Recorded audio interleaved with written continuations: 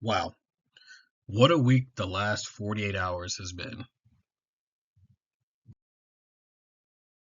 I mean, first we were told 2 weeks, then we were told B2s were just pre-positioning in Guam, and then this happened. So, now that this is over, what's next?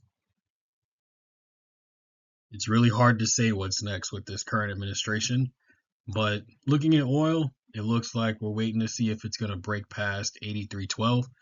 We got a line of resistance there.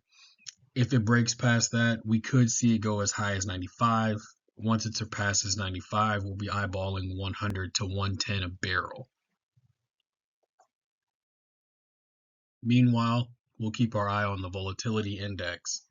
You can kind of see here, since the current administration and the current president took over in January, we've had a lot of spikes in volatility. From March to mid-May, we saw the VIX above 20. Typically, with the VIX is above 20 is a good time to be buying in the stock market. That's when the stock market is kind of low. It went below 20 a little bit through May into June, and now it looks like we're back at that $20 mark. We could be breaking 2050. We'll see where this takes us from here.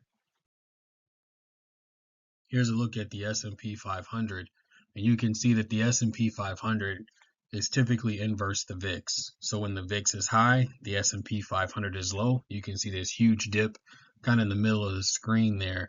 That was when we had our tariff tantrum, if you will. But right now, coming across towards the end of last week and into today, you'll see the markets kind of broke through something of a level of resistance towards the top, and now it looks like we could be inching our way back down.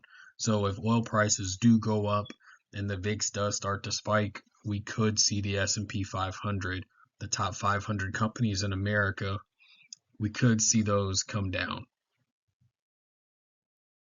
But here's a controversial take. What if war is actually good? So hear me out. What if war is good for the stock market? Right here, you're looking at the DXY. That's the US dollar when compared to a basket of other top currencies across the world. Our dollar's been depreciating since around January. So it's been going down in value when compared to the rest of the world. But if everybody jumps into something of an international conflict, we could see our dollar maybe start to level out a little bit, maybe even gain strength against the rest of the world, which a weaker dollar does help push the stock market up, but a strong dollar does make it more favorable across the rest of the world due to exchange rates. And when you're thinking about a stronger dollar, then we'll have to start talking about lower interest on the front end of our yield curve. Right now, our 1 month to 1 year treasury bonds are well over 4%. But if our dollar strengthens, then our bonds become more favorable. That'll push that yield curve down. That'll allow the administration to refinance the debt to the front end of the yield curve, and it'll lower interest rates in the front end of the yield curve, which could help us out tremendously, especially when it comes to the interest rates in the housing market.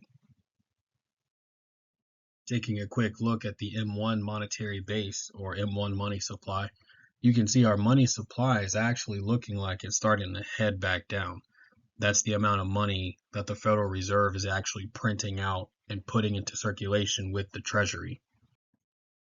And looking at the M2 supply, you can see the M2 supply is starting to tick up. And so it's not the Treasury or the Federal Reserve that's putting money into circulation as we saw with the monetary base. That's going down. The M2 supply accounts for the interest payments that are going and putting money into circulation.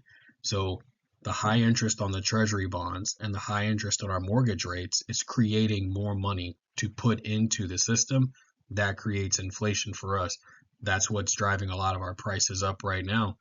And if we can get the debt refinanced and bring that yield curve down, there's a chance that we could start taking some of the M2 supply and some of the inflationary effects of our economy out of the system.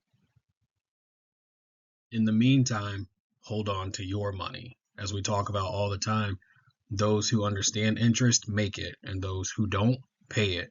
So if the name of the game is to take the inflation out of the system, to lower the interest rates, then that means that we need to keep putting our money into places where the interest rates are still high so we can make more money as the dollar starts to strengthen again. The more money that we have saved up and put aside, the stronger the dollar is, the more purchasing power we have in the long run.